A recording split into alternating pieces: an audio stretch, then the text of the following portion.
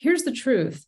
2/3 of white Americans in the US are still self-segregating, similar numbers for Black Americans. And so I ask myself, if we're not building meaningful relationships across communities and cultures, how do we then expect to make progress on our journey to be more inclusive leaders? And then how do we actually expect leaders to be able to lead diverse teams, right? We're all chasing inclusion, we're all chasing diversity of representation, but here's the thing.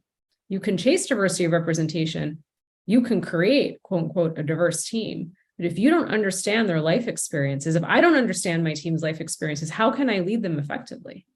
Yeah, so true. And do you think part of the challenge is people are scared of saying the wrong thing or asking the wrong question?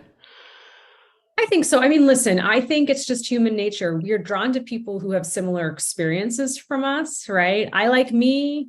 I like people who look like me, act like me, think like me. And that's just human bias. And it's okay. But, I just exercise with leaders where I say, if you're listening in, just think about who are the 5 people in your life who aren't family, who you go to when you have big life decisions, things you're celebrating, things you're struggling with.